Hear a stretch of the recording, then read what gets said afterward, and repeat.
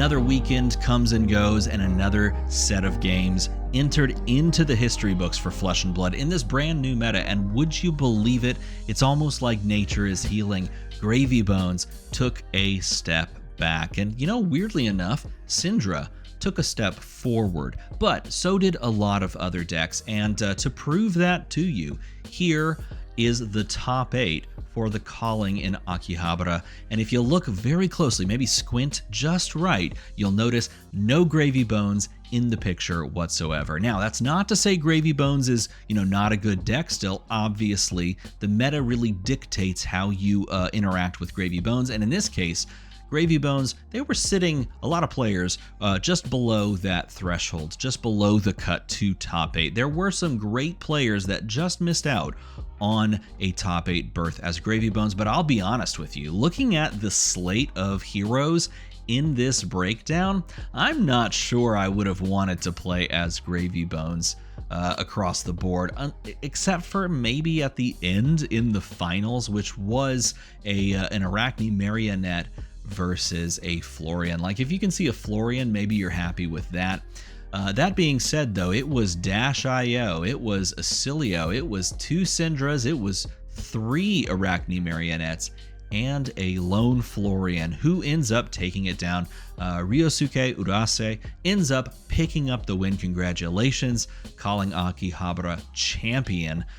But there's a lot here that you really do want to dive into, like the even stronger surging forward of Arachne Marionette into the meta, front and center, as perhaps an answer to a lot of those, both aggressive decks, but also to the Gravy Boneses of the world, trying to, go toe-to-toe with the big dogs of the meta and succeeding, 3 of them making their way into the top 8. But Syndra, down but not out, and not taking as far of a step back as perhaps some people thought.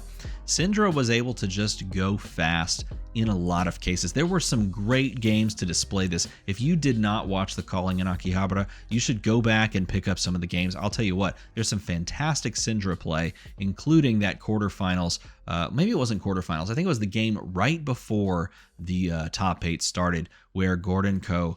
put a masterclass on as against Kasai as Syndra. It was a pretty exciting game, and you know what? She's around. She is not dead. News of her death perhaps greatly exaggerated, but it doesn't even stop there, because there were even more results. For example, if you go look at the AGE Open that is taking place, it's still in current. Like right now, as I'm recording this, it's currently still being played. That's the way you should say that sentence, and so that's how I said it eventually. And if you look at the top 8, you've got Florian, you've got 2 Kasais, you have 3 Acilios, you have a KO that actually finally showed up and showed out, Oscar making his way into the top 8, and you have at the 2 seed a Vinset Iron Maiden. That is pretty exciting. This is the LA January top 8 breakdown. By the way, if you're looking for an exciting freaking game, maybe keep your eye on the channel later this week, because there's a game that we are indeed going to feature and deserves to be featured that was played just before this top 8 as well. But we don't know the results as I'm recording this at this point for the AGE Open there in Los Angeles, but look at that top 8. It is all about Acilio over there, which is an exciting prospect as well.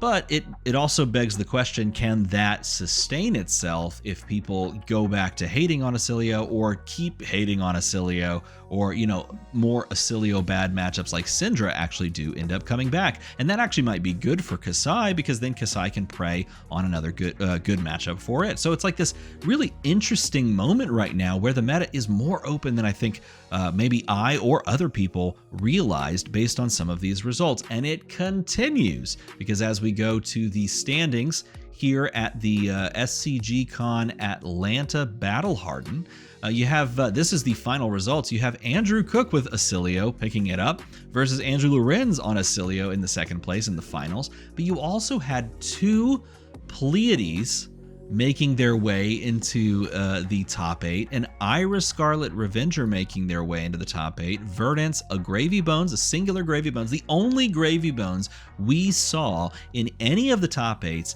at a Battle Hardened, at an AGE Open, or at the Calling, is right here with Justin Evans. And then, of course, Florian also making their way into this top 8. So what does it all mean? It means the meta is opening up more than perhaps we think. It also could mean that Gravy Bones is a little bit more susceptible than perhaps we think. So what does this mean for the wider meta in the world, and how should you go about engaging with your own local meta if you're looking to play an RTN that is still ongoing? Well, step 1, I still think you should be aware of Gravy Bones. I still think it's one of the best decks in the format, even though it didn't perform like it did in week number 1. And again, we don't have RTN week 2 for this season yet. That is going to come up probably when you're watching this video, or maybe actually it's going to show up in like 6 hours, 8 hours. We'll probably have the data by then, but I would not expect to see Gravy Bones fall out of the top 4. Let's say that. Maybe, no, I'd say he's probably still in the top 3